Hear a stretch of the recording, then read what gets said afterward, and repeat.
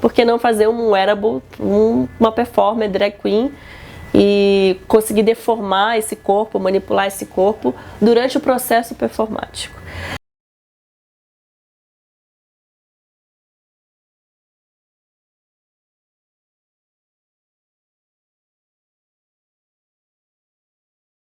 Assim, eu já trabalhei em equipes de pessoas de várias áreas diferentes e às vezes é difícil conseguir fazer um diálogo entre todo mundo. Porque às vezes você tem que abandonar uma ideia para ir para o outro lado, mas nesse processo de design sprint que aconteceu aqui, a gente somava ideias em vez de separar ideias.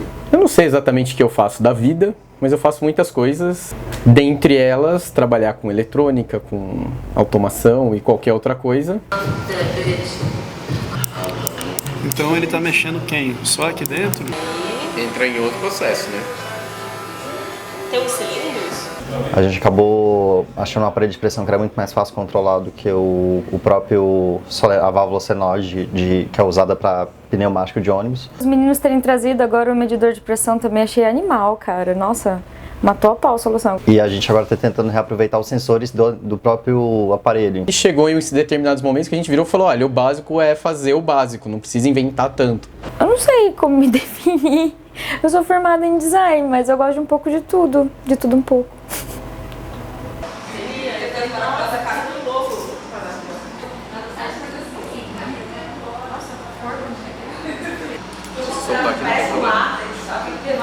Não, eu sou maker. Faço o que precisar fazer. Quer dizer, depende.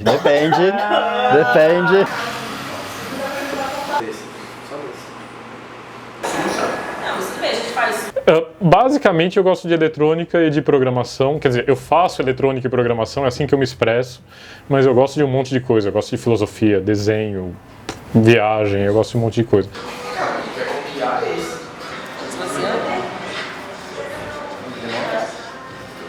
O Eras era minha vontade de fazer uma roupa performática. O Eras foi uma ideia que saiu coletivamente durante um jantar e a gente ficou se perguntando por que não fazer um evento que não seja voltado entre todos os designers e makers, que não seja voltado para um cliente ou para alguma coisa, que a gente pudesse ter alguma diversão e trazer o tema do wearables à tona. E aí a gente estabeleceu uma data, que a gente tinha como convidado o Ricardo Nascimento, que é um grande amigo nosso, parceiro de trabalho, que trabalha muito com wearables, e falou, ok, então vamos pegar essa data que ele estará em São Paulo e vamos convidar outras pessoas para trabalhar. Ah, mas vamos abrir para mais pessoas? Às vezes a gente consegue encontrar pessoas com quem a gente nunca trabalhou e que estão por aí na rede e a gente consegue fortalecer, ou melhor, a gente começa a criar uma comunidade e fortalecer essa comunidade. Duas coisas chamaram a atenção. Uma é que o grupo é mutante. Existe um grupo, mas nem todo mundo está todo dia. E a segunda coisa que chamou a atenção é que apesar disso funciona. Não existe uma organização central. As pessoas se auto-organizam.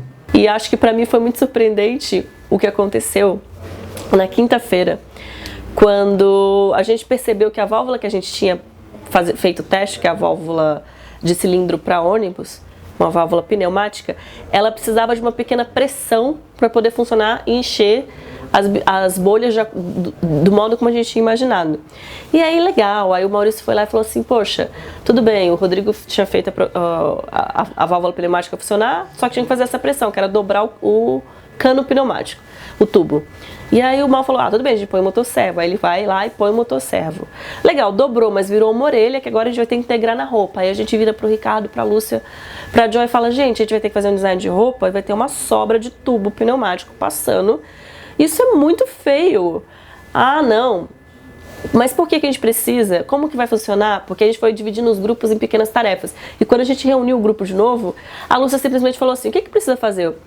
Dobrar o tubo. Por que a performer não dobra alguma das articulações durante a performance?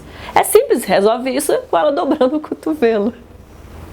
E isso foi fantástico, a gente tirou um circuito, tirou um motor, tirou uma dobra que a gente ia ter que resolver, uma sobra de tubo que a gente ia ter que resolver assim na programação. E eu falei, gente, eu vou chorar, porque isso foi maravilhoso.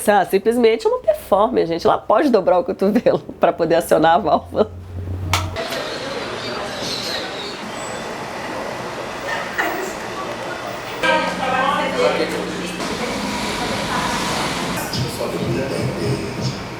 Eu acho que a experiência de juntar um grupo, propor Vamos fazer alguma coisa com determinado tema. A gente nem propôs o problema, né? A gente descobriu o problema. A melhor parte é ter um problema sem solução e o sofrimento durante a solução, sabe? É a parte mais legal.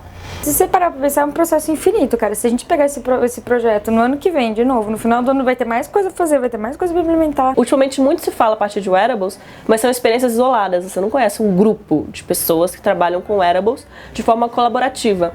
E como o nosso propósito é a colaboração, é como eu posso contribuir para você e você pode contribuir para mim. E ao final da nossa conversa aqui, eu vou sair com a sua informação e com a minha informação e vice-versa. Então as coisas elas só tendem a somar. A gente não tem investidor para o projeto, a gente não teve patrocinador para o projeto e cada um investiu sua própria hora, trabalho, os próprios recursos do espaço. Então o Lilo ele sediou esse encontro, cedendo todo o material que a gente costuma usar nos projetos de wearables, os usos das máquinas. E aí é isso, esse momento de compartilhar. E eu acho que nada mais interessante, pensando nessa temática talvez até mais natalina, assim, de fim de ano, que, sei lá, o Lilo, a Lina, o Luiz Leão, o Ricardo Nascimento, a Lúcia, a Rita Vu, a Joy, várias outras pessoas envolvidas que eu não estou lembrando agora, pudessem celebrar juntos e finalizar o ano. Acho que foi uma maneira mais parecida com o que a gente acredita, os valores com os quais nós compartilhamos em grupo para finalizar o ano.